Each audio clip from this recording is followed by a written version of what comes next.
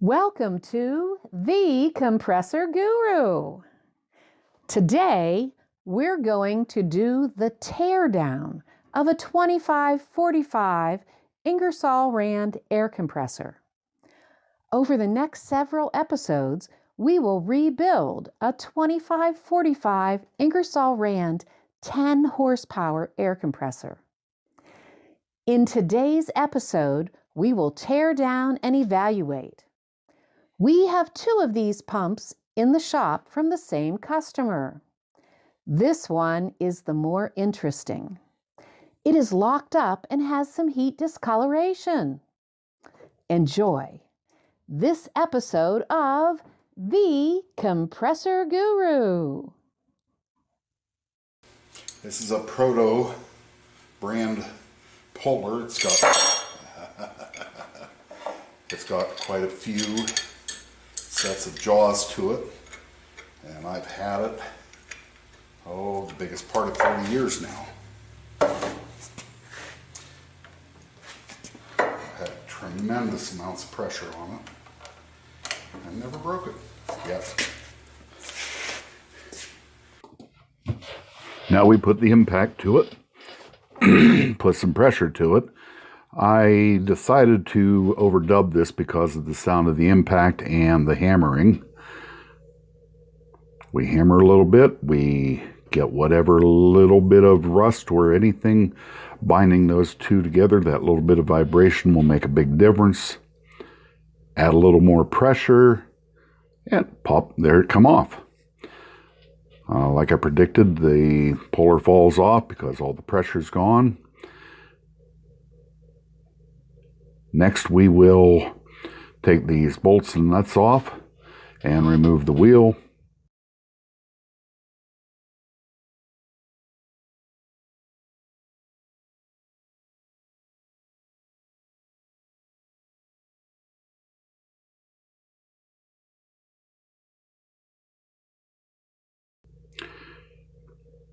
That is a tapered shaft.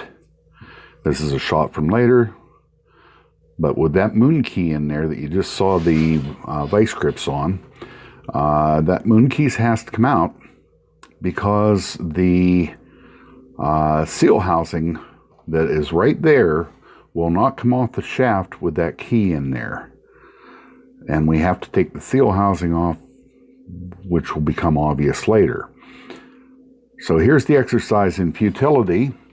We work and pound and wiggle and do what we can to try to get that out. My back's tired. I'm tired. My wife's on limited time. And we're calling it a day. So, we're back. We got the wheel off. And I went home and slept on it overnight, thinking about how that half moon key is so tight in there. We tore the other one of these down, the uninteresting one, and that key came right out. What we're going to do is we're going to attack this differently. We're going to take this intercooler off. It has to come off anyway, so there's two bolts holding it on here with the bracket, and these two bolts on each side on the manifold. We're going to take those off. We're going to move the cooler, and then we're going to take this bar and we're going to pry on it from this side. This seal housing will not come off without taking this key out. If we can't take the seal housing off, we cannot get the compressor crankshaft out later because there's a snap ring here and this crank goes out that way to remove the crankshaft.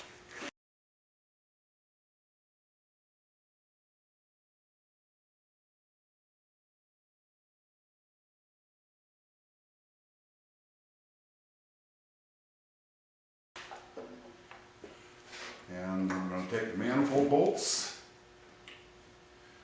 and unless you got a wrench with a very narrow side, most of these bolts, that one will, most of these bolts will not come, that'll just barely fit. This is unusual. There's not much swing to it. So I use the open end because we can get so much more turn on it. It's usually very tight between the bolt head and this manifold.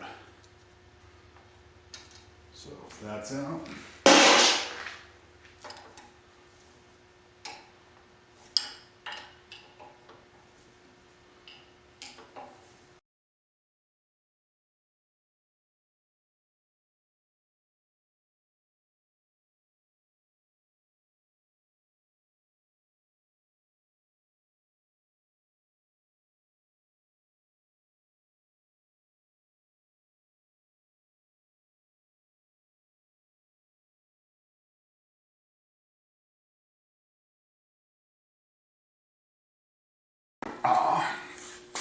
And that's your intercooler.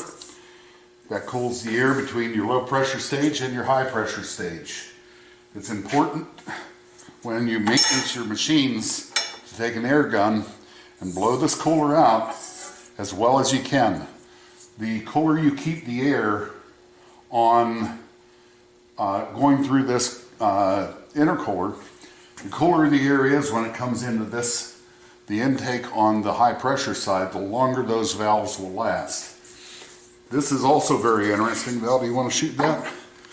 This is the low pressure side. This is the high pressure side. There's a lot of heat here, which is an indication that the valve on this side has failed.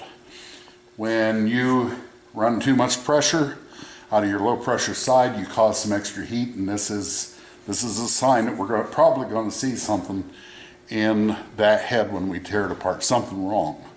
The other machine we already tore down. There was nothing broken or wrong in it except the rings were wore out and it was passing some oil. This one's locked up, and this is a sign it had a valve problem.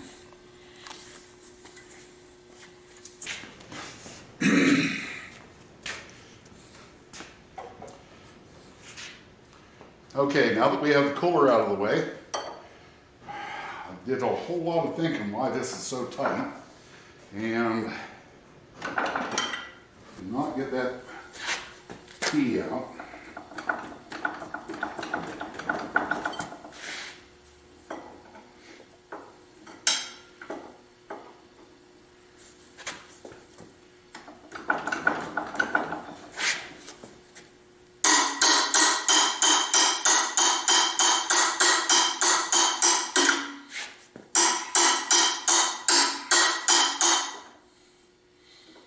We are coming.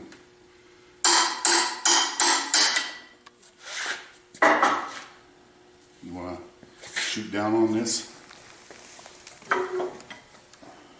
mean from up here. There you go.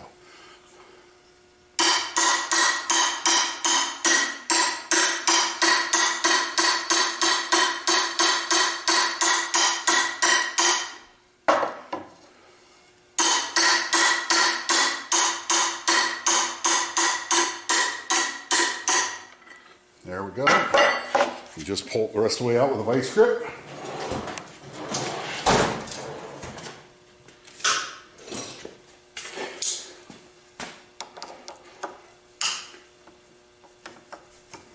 There we go.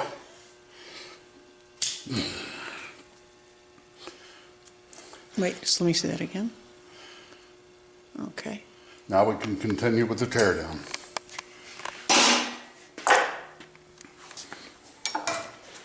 Now that the key is out,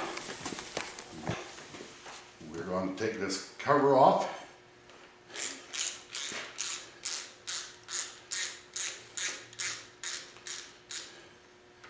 By the way, that's not the worst key I've ever had to pull. I've had to take a drill and drill down into the top of the key and take a hammer and a chisel and collapse the key a little bit and collapse it a little more with vice grips and work on it like that. And some of them can be miserable, some will come out almost with your fingers. I guess that one was really right in the middle. Okay, that's loose.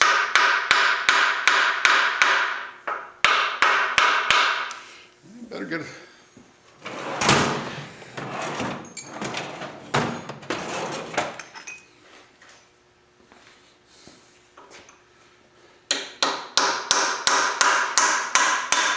There we go.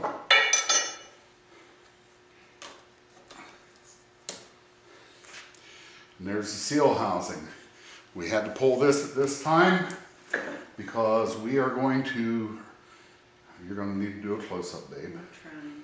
I'll go around the Okay. We're going to have to take that snap ring out right there, and that'll let us push this crankshaft out through the other side when we have the rest of it disassembled. We're going to take that right now.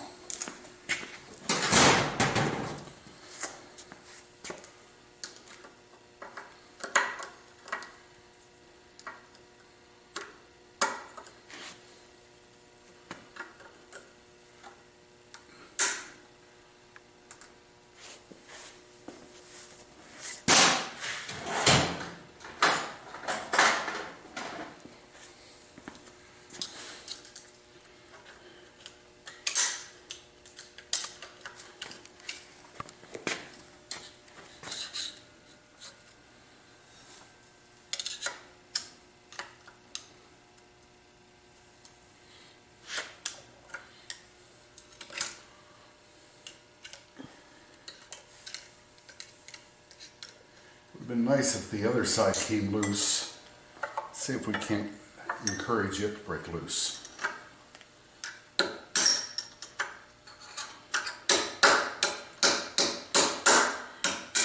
There we go. Life is good.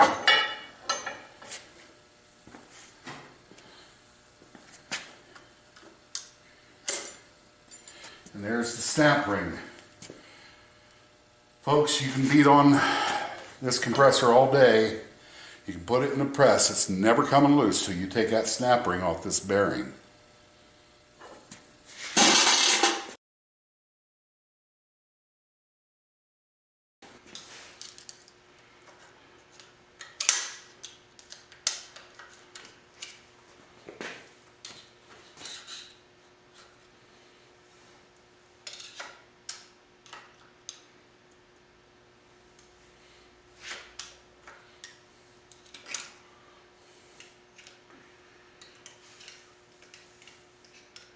It would have been nice if the other side came loose.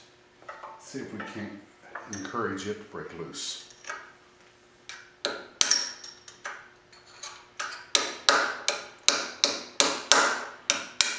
There we go.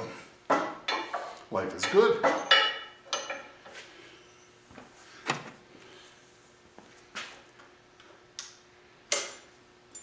And there's the snap ring. I'm going to put the nut back on the threads because we're going to use a 2x4 and a hammer to remove this later, and I don't have to go looking for the nut. We have several lines. Here's one. This is a breather tube. It breathes the crankcase, and with almost every one of these internally flared fittings, you want to hold the fitting and you want to break the line loose. All too often, that line will be very tight in that fitting, and this isn't too bad. The worst that would happen might turn the line a little bit, and this might turn into block, but when we take the other side of this line off, it's in an elbow. And if you don't hold that elbow, you stand a decent chance of breaking the elbow, and they are not as readily available as we would like. I stock a few of them because I broke a few of them. Don't tell anybody. You mean Bud did? Yeah, Bud did, not the guru. Don't tell anybody. He's a problem. So that's loose right here. We're going to turn the machine around, and all the other work's going to be on the other side. We'll be right back. We just loosened this line before we turn the compressor around, and that line comes up into this little T, and we're going to put a wrench on this T so we don't break it, and we're going to loosen it. I do have flare nut wrenches. Sometimes They're tight, and sometimes you have to use a flare nut wrench on this.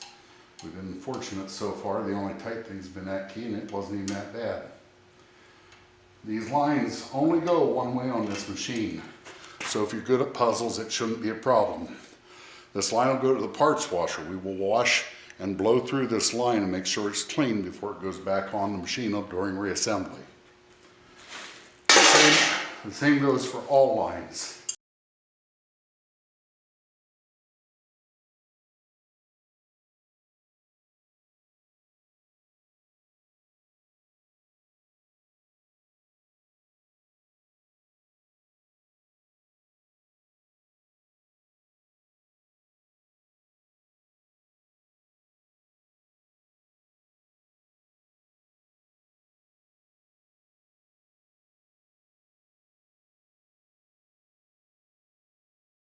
This line here is for your unloader. When you shut down, there's governor weights that we're going to see here very shortly.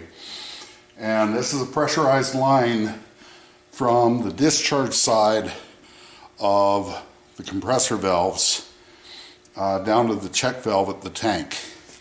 And this line, when this machine shuts down, will open and will drain the compressed air into the crankcase from the check valve at the tank up to here. When this restarts, it'll restart easy because it's not starting against the load. It'll have a chance to get several revolutions and turning fast before it builds up pressure in the discharge line. Here's the discharge line. In the discharge line, it'll build up pressure till it overcomes the spring in the check valve and the pressure in the tank. And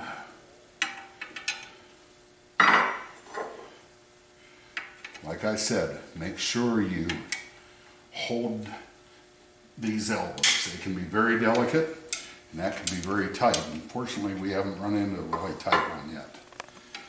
And we got one to go on the lines. Let's hope it stays that way.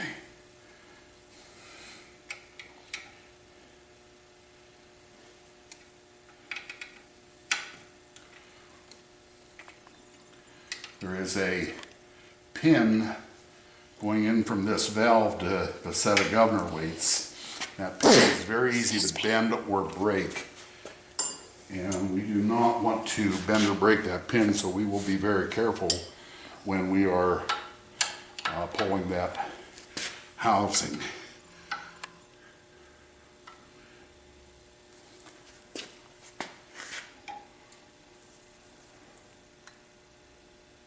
Am I going the right way? Yeah, I'm going the right way. There we go. That one was probably tight enough that if I would have not had the second wrench on it, I may have broke that fitting.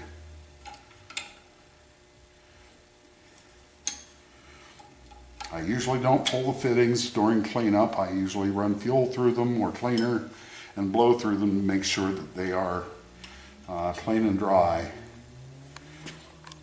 Especially dry, because with the new style graphite infused gaskets we use on these heads, they are very touchy and need to be applied dry. Okay, that's it for the lines. All the lines are off that we're going to pull. We're going to take the little bolt here, we're just going to loosen it, and there's a bigger bolt here, we're going to loosen it. You'll see why when we get to the valve rebuild episode.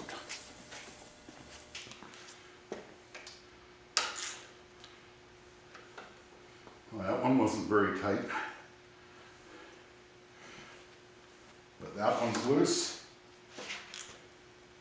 That one was not very tight. So those are loose. Now we're going to take a 3/4 ratchet and we're going to break the bolts loose on the heads.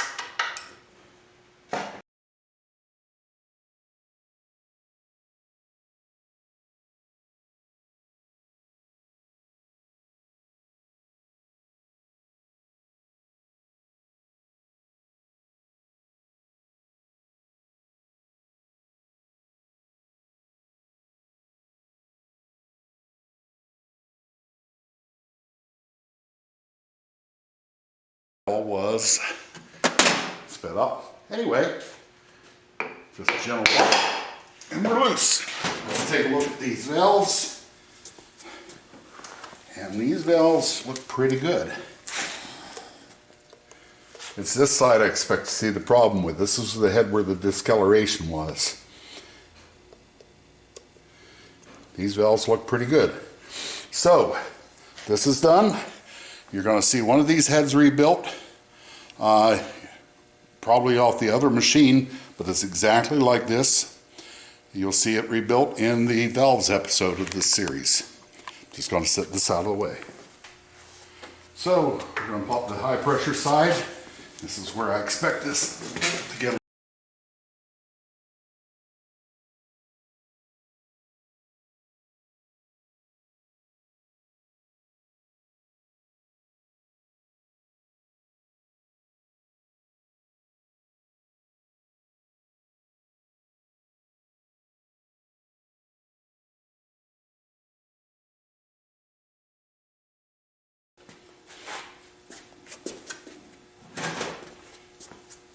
This should drop off just as easy. There we go. And there we go. I see a problem. No, I don't know if I see a problem. This is very interesting. We won't know until we pop it apart, and since we may not be doing this one, I will pop it apart. See the carbon buildup on 4 of the 5 finger valves on the discharge side, but that center one has no buildup. I suspect it's either stuck in the air and inhibiting this from pumping well. Let's just pop this apart right now since we can.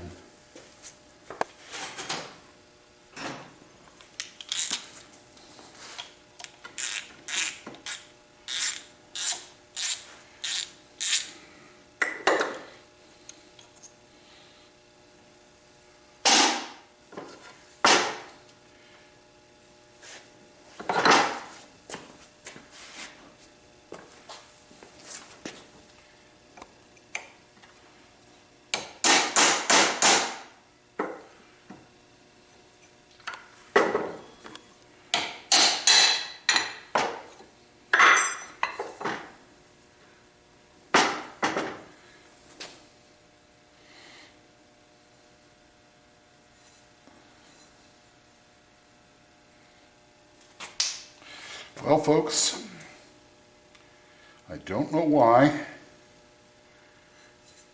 Bud doesn't know why. I'm sure the guru does. I don't know what's wrong here, but I don't see a major problem except for the non-discoloration of that one valve. That's unusual. I'm going to set it off to the side. We're going to pop the low pressure side apart, see if there's a problem there.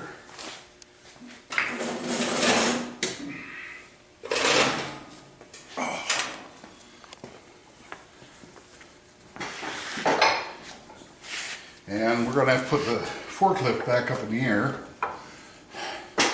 My wonderful camera woman, super wife, trophy wife, already gave a shot of that forklift. And it is a wonderful work base. Because I'm going to raise it back up here to take these bolts out, pop this, and work inside the crankcase. So we will raise it back up here in a minute, but I want to pop this off and see if we can't see what we see.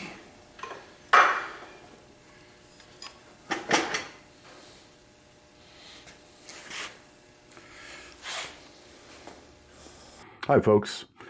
Off camera, I went looking for what was wrong with this machine, why it had such a discoloration on the low pressure side. And remember when the small bolt in the middle of the high pressure head was very loose, and I probably could have took it out with my fingers, but I used a wrench. I suspect that bolt had worked loose over the years, and the air was bypassing the gasket that's in the middle of the head that separates the suction from the discharge side. I was actually able to move the gasket, and it was there wasn't anything holding it to the plate. So I think that's what our problem was.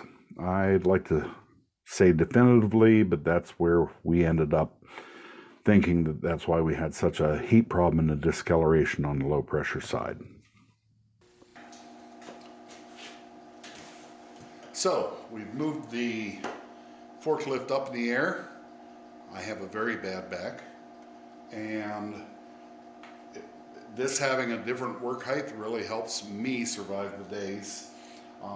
If you have a forklift, they make a wonderful platform and way to tear them down. Notice I haven't even taken the bolts out of the shipping pallet.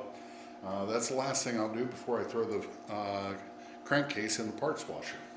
So next thing we're going to do is we're going to take these bolts out, and we are going to gently remove this because we don't want to lose or bend the pin that's under this valve.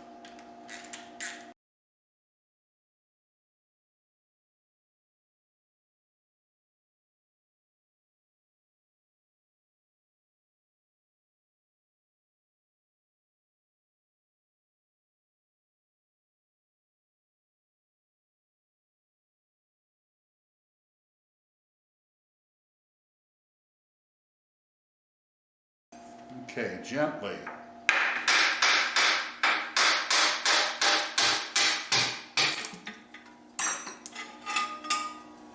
And there's that pin that is so easy to break or bend.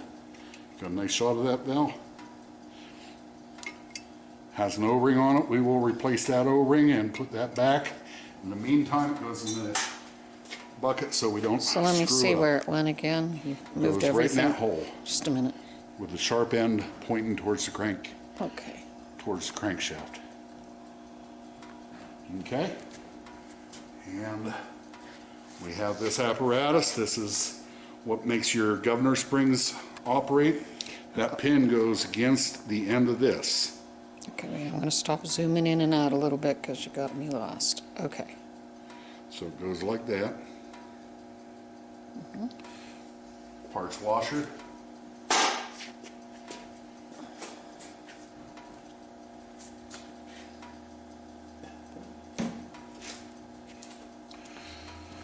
Okay, in here, oh, no wonder it's locked up.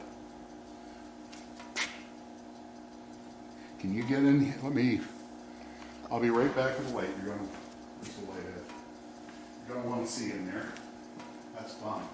Okay, look down on the bottom of the crankcase. We have broken rods, broken governor weights. There should be more of that piece right there. Which piece?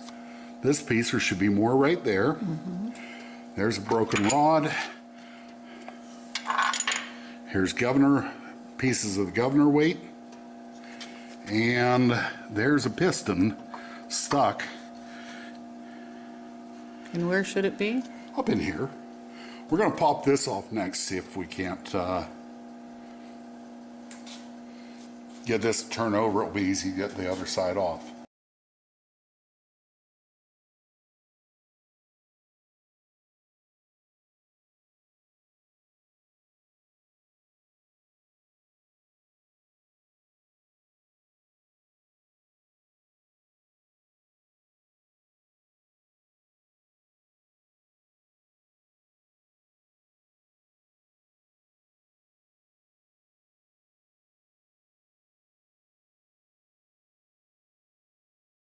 We bump,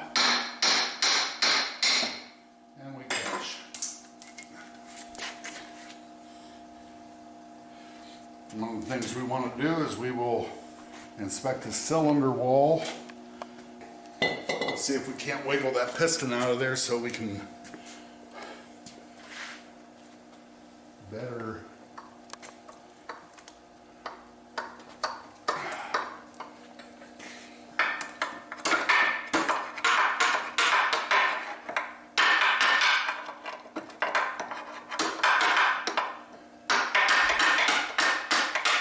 There we go.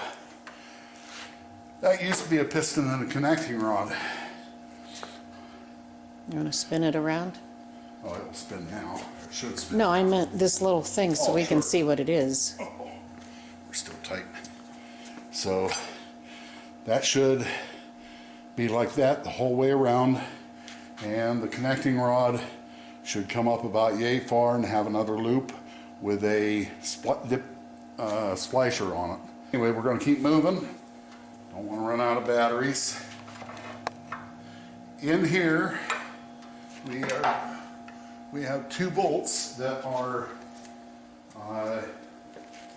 have lexing wire between them. We will need to take our end cutters and go in here and cut those bolts, or cut the wires. You might be able to do there. So we're going to cut the wires. We'll fish the wires out because the wires go through holes that are drilled in the cap screws or the bolts. And we will take the wires out, and then we will take the bolts out, which will release the piston on the low pressure side, and we'll pop the rest of this apart and then we'll drive the crank out. Got our 9/16. Oh, and it's very easy to turn now.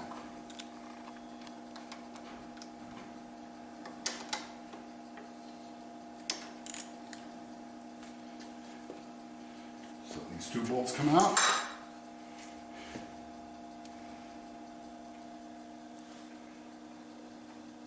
When you reassemble this, you need to make sure you get these 2 bolts back in the end of the crankshaft, because you need to relace this with wire, because this doesn't only hold your crank weight on, this also holds your bearing on that your rods run in. Your rods are a solid bearing in this.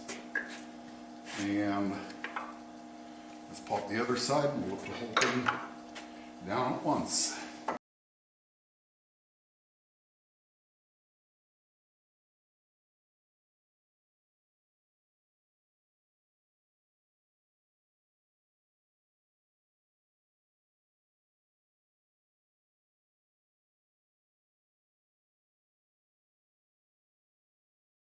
Okay, the bolts are out of the low pressure cylinder, and even though you may think the Guru is a superhero,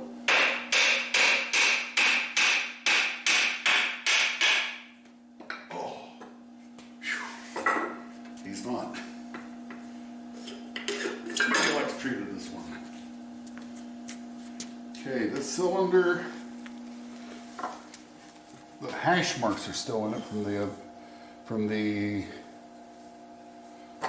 hash marks are still in this cylinder, and there's no damage in this cylinder. I don't know if you can get in there well enough to show the crosshatch from the homes that when this was originally manufactured.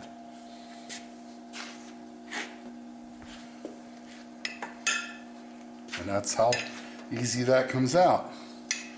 The piston looks to be in good shape.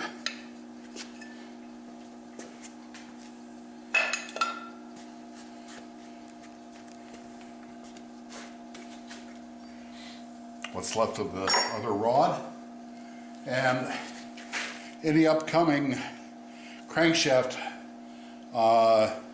bearing removal, we already shot that. Don't want to break the suspense, but you'll see how easy this bearing comes off in that episode. So we're tore down, except for removing the crank from the crankcase. I'm going to get a piece of wood and a big hammer, and I'm going to lower this down, and we'll be right back, and we'll show you how easy that pops out. Good. Once again, we've adjusted the height of the forklift to a comfortable height. The bolt or the nut that holds the flywheel on is on and out to the edge of the threads.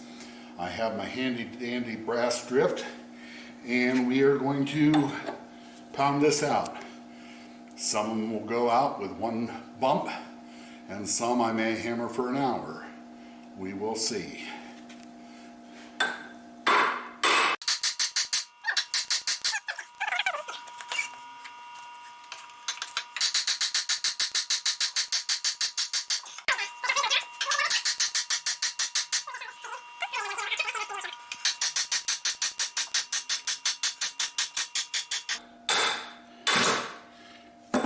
Bingo. Okay, so there we have it. This has been torn down. Whoops! Our rod bearing just came off. That sometimes they do, sometimes they don't. It's like Mars. Some have rounds, some don't. So the crankshaft appears unscathed. We've got a good crankshaft. We got a good low pressure cylinder. Looks like we have a good crankcase. We got a good low pressure piston.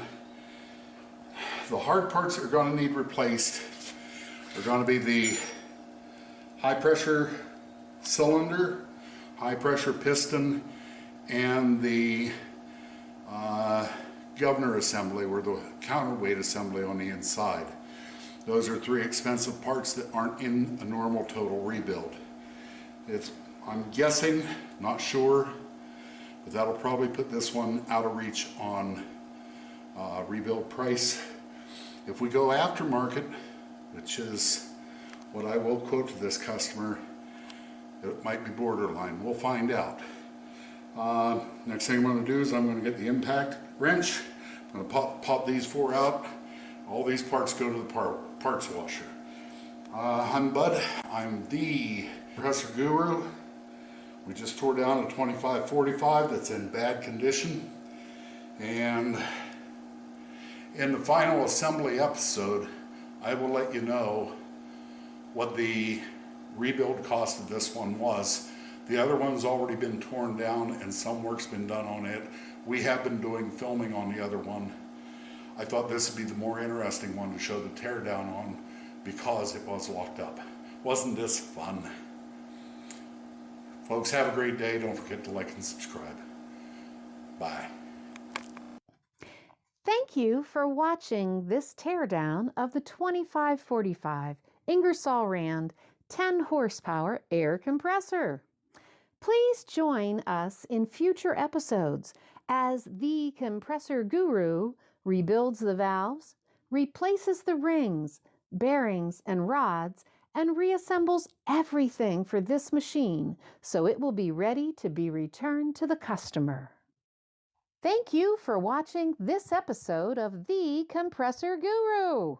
Please hit like and subscribe and use the notify bell so you will know when the next new episode is released from The Compressor Guru. God bless you and have a great day.